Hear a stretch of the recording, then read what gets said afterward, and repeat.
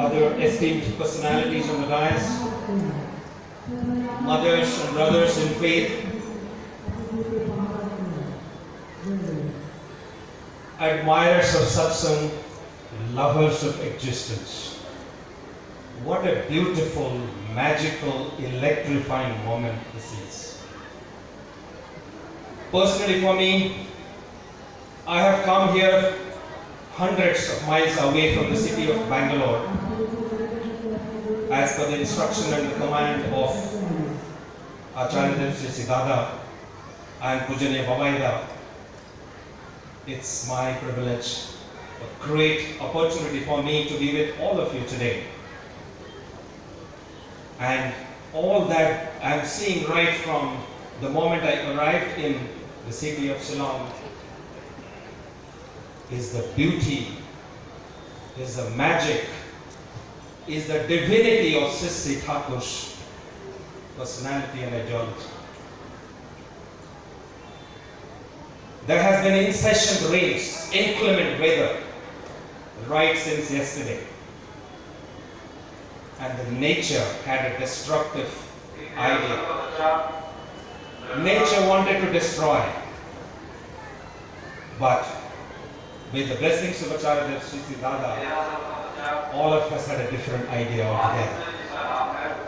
While there was a destructive force which was trying to dismantle everything, there was the life force which was alive within all of us. And it was keeping all of us alive. When the rains were trying to take everything away, the life force was holding everything together. It was raining badly, it was raining cats and dogs in the morning. But all the programs were going on beautifully, beautifully, magically, and it was inspiring, energizing to see all that was unfolding before us. What is this? Was it magic? Was it miracle? Was it some supernatural thing? Sri Thakur says there is nothing called miracle. Miracle is the mirage of the mind which is undeveloped, which is ignorant. It is the mirage of the ignorant mind. So Sri Thakur is saying, as long as you don't understand the cause and effect of anything, we consider this to be a miracle. But the moment you understand the cause of it, the moment you understand why something happens, then it becomes logic. It's not magic anymore. What is magic to the common man is logic to Purushottam. It's logic to the Supreme Lord. It is logic to the ideal. So everything that happened today was absolute logic. There was no magic. There is no miracle. So my dear mothers and brothers in faith, what was this logic? There was an American devotee who was sitting in front of Sri Thakur one day. Sri Thakur was giving a message in Bangla, in Bengali. Sri Thakur said, Bhakti ane Shakti. Bhakti ane Shakti. And then he's looking at the American devotee and is saying, okay, what, if you have to translate this message in English, what would this be? The devotee said, Thakur, I think this should be devotion brings power. Thakur was not happy. He was dissatisfied. He said, no, I'm not getting that inspiration. Try again. The American devotee, who's supposed to be the master of English language, tried in many different ways to translate this sentence in English. Sri Thakur was not happy.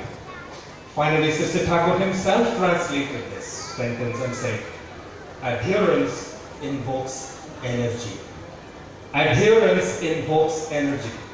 Untottering adherence, unshakable devotion and adherence to the Supreme Lord can bring energy. And that energy is a life force. That energy was in action today.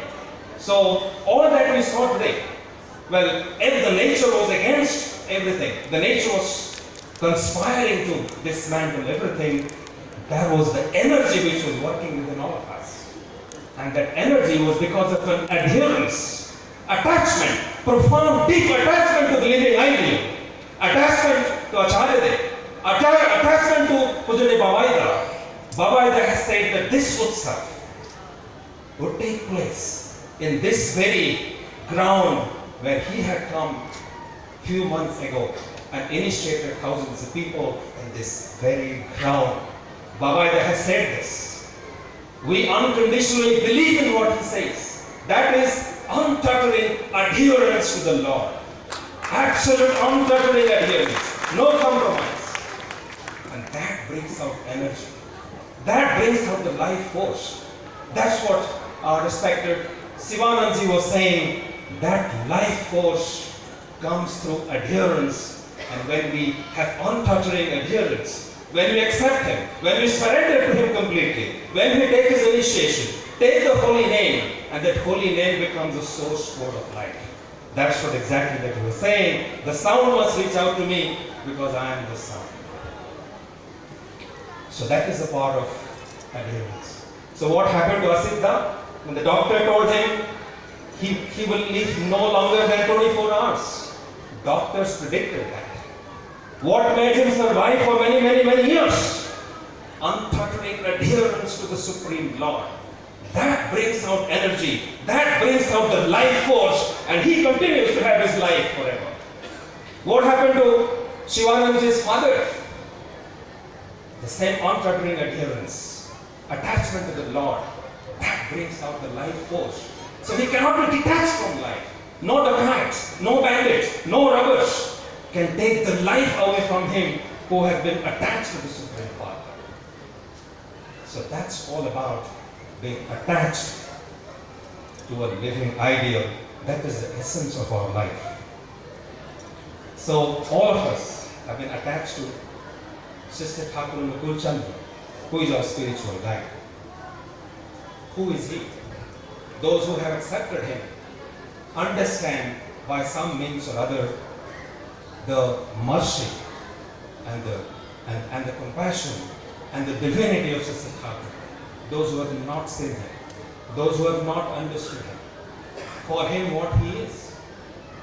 Another American who came to Sister Thakur, who spent a few days in the ashram, he was going returning to his country, and some people confronted him and then said, "You spent so many days with Sister Thakur.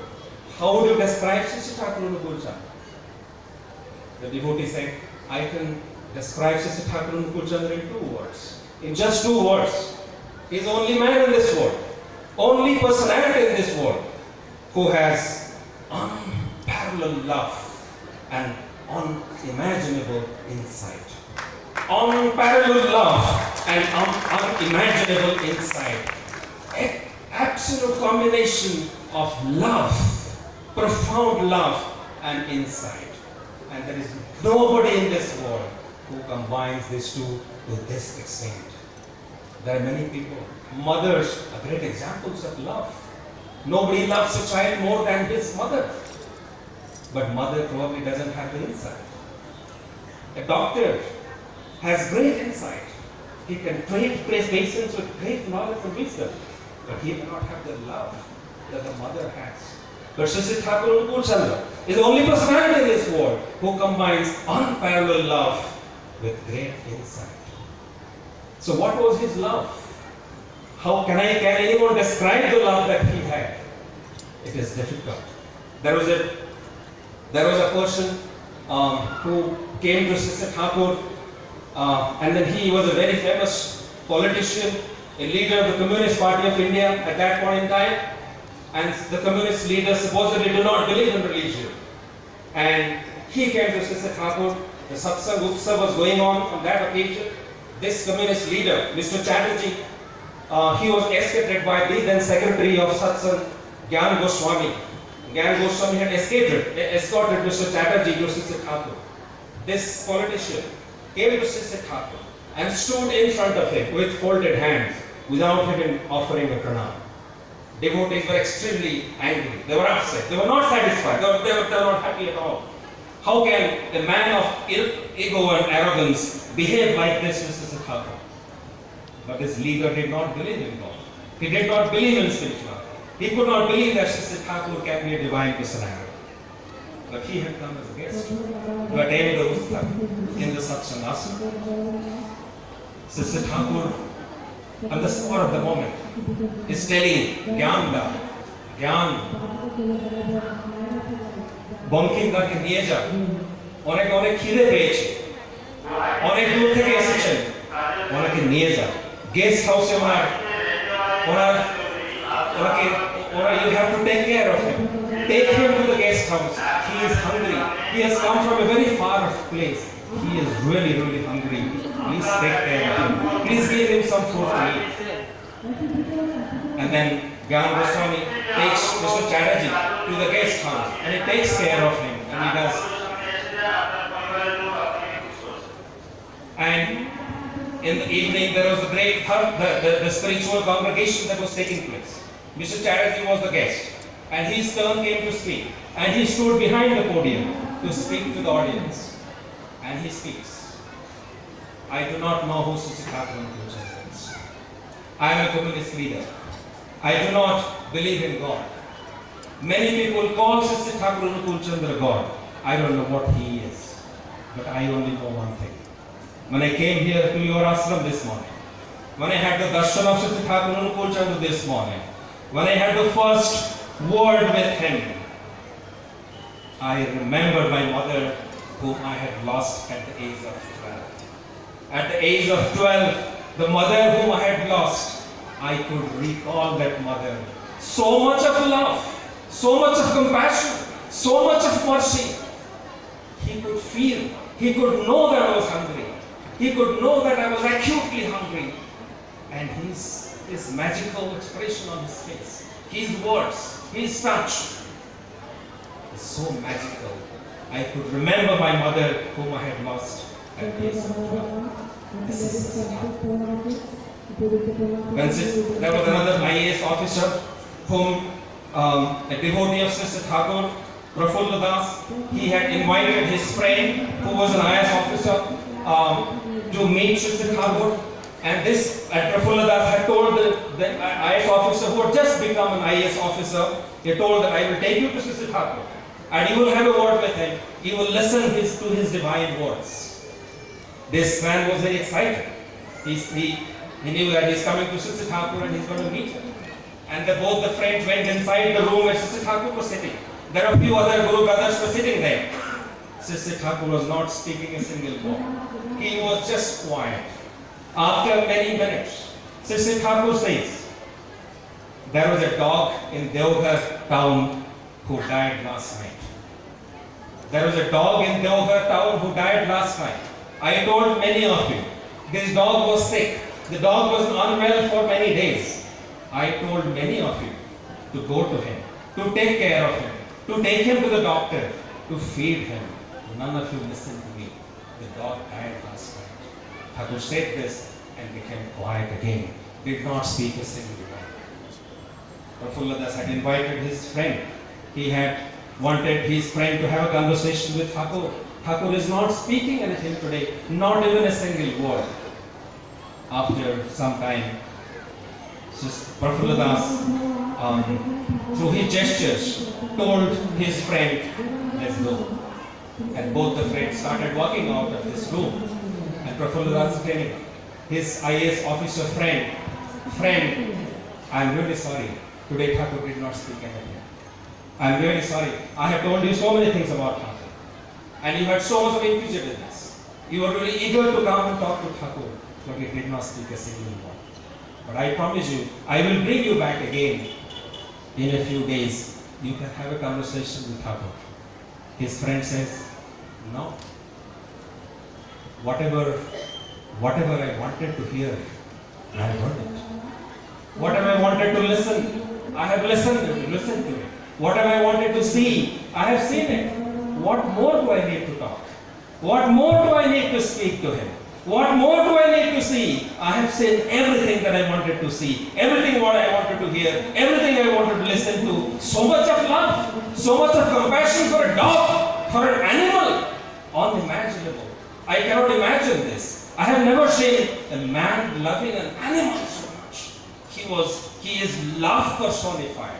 I have seen the glimpse of his love, the glimpse of his compassion, the glimpse of his sympathy, empathy that he has.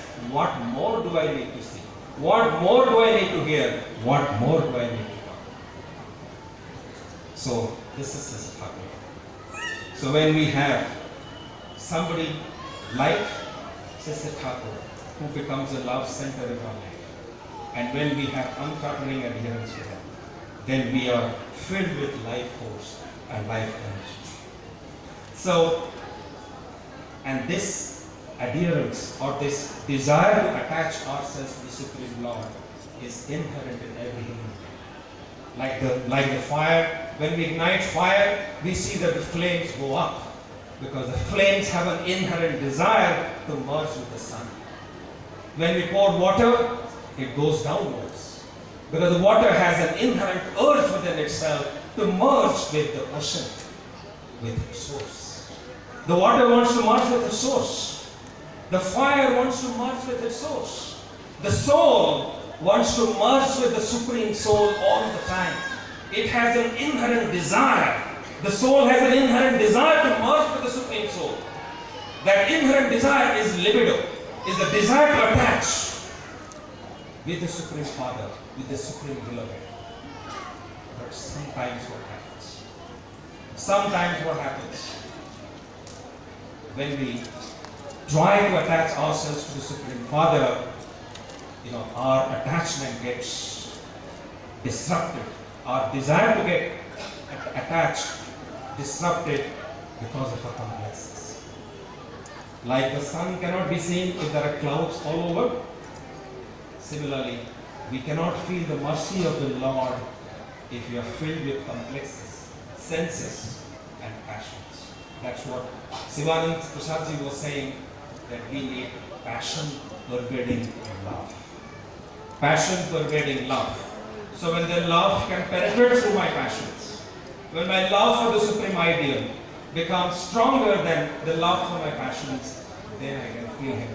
And I don't have to care for the clouds. Clouds will move over. I can see the lights of the sun the way I can feel the mercy of the Supreme Father. So we need that passion pervading love.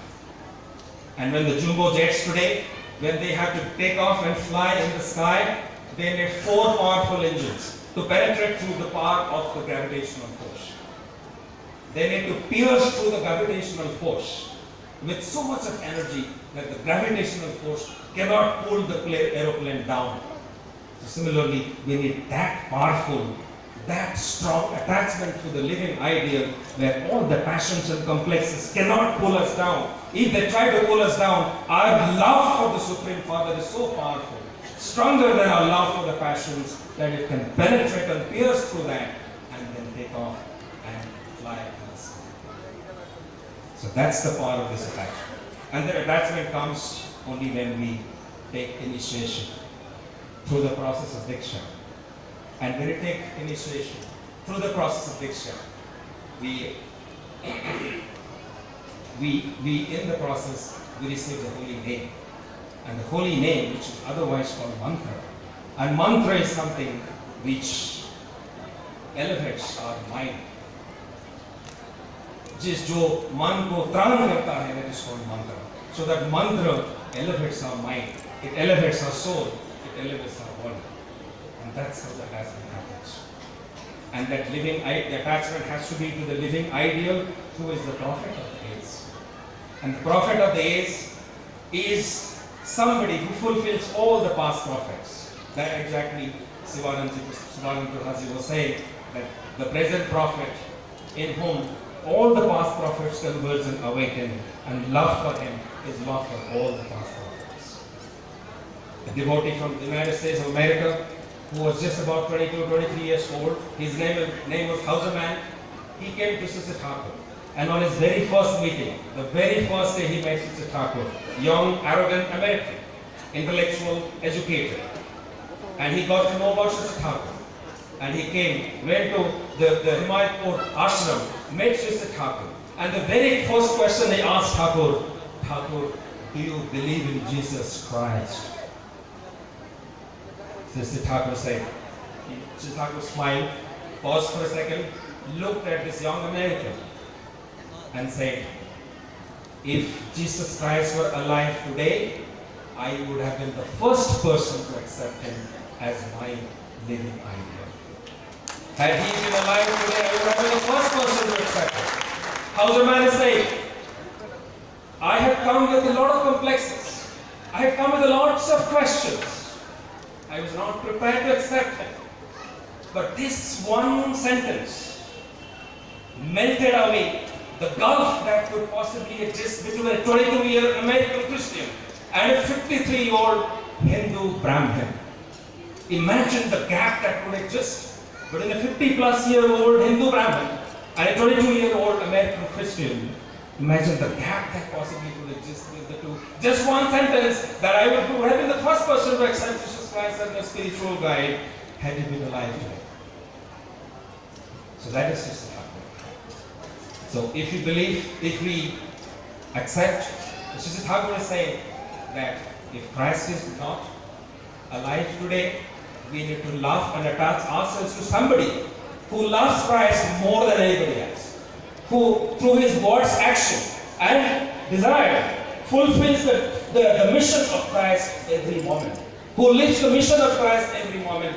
We need to accept such a man in the absence when Christ is not there in mission. So that is none other than the present prophet, who fulfills all the past prophets, all the prophets of the past.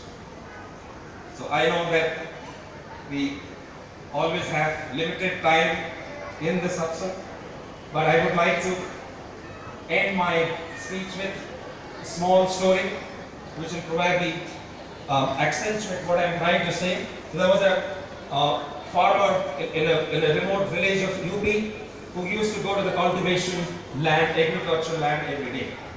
And in northern UP there is a festival called Ram Leela. The Ram Leela festival takes place for about 10 days. And in the Ram Leela there is a fair that takes place. And a lot of people from all the nearby villages come near the big Mela where hundreds of people from different villages come and converge. So this farmer had a small child, a 4 or 5 year old boy. And this boy used to tell his father, Papa, take me to the Ram Leela festival today. The father had to go to the field every day. He had no time. And he was trying to evade that question. And the father used to tell him, some other day, not today, maybe next year. But the child was not giving up. The child was really rebellious. He said, Dad, you have to take me. The father gave up one day. And he said, okay, so today I will take you to Ram Leela Mela. And the father and son went to the Ram Leela Mela. Both of them walking. And they reached the Ram Leela festival. Hundreds of people were there. Those giant wheels were there. So many games were being played there. So many food stalls were there. So many different activities which were going on. After about 10 minutes, the child said, Papa, let's go back home. The father said, what is this? You told me every day that you bring me here. Today I brought you here. We are here in this Ram Leela. Enjoy it. Why do you want to go back home? The child said, Papa, no. I want to go back home. I am not enjoying. Take me back, please. The father said, look, I am enjoying it now. There is so much of fun. So much of food that is available. Let's enjoy it. I don't want to go back. The child said, Papa, no Papa, please take me back home. The father was really upset. He didn't understand what happened to this child. The same child who wanted him, insisted him on coming to this Mela for so many days, had just spent 10 minutes in the Mela and wants to go back. The father went to the child and he looked at he knelt down before the child, looked into the child in his eyes and asked him, Beta, what happened? He knelt down, looked into the eyes of the child and asked the child, Beta, what happened? And when he looked at the child, he could see only the legs of people. Only the legs of people, and he could not see anything else. So he understood what the problem is. He lifted the small little child, put him on his shoulders, started walking inside the Mela. The little child started clapping. Papa, Papa, Papa, I don't want to go back. I don't want to go back. I am enjoying every moment of this Mela. And this is what the prophets do when they come here. They look into our eyes. They understand our pain. They lift us. They put us in their shoulders. They make us see the world the way they see this world. All we need to do is we need to cry. We need to cry to get Him. We need to cry to find Him. We need to have that acute inherent desire to find Him. And then He will come, appear before us. He will lift us, elevate us, and make our life successful. With these words, with all my prayers for the well-being of all of you, all your family members, the entire neighborhood, everybody in the state of Meghalaya, I would like to pray at the lotus feet of Sister Thakur. May your life be filled with bliss. May you become happy ever. May you become successful all your life. Vande Guru Shukram. Jai.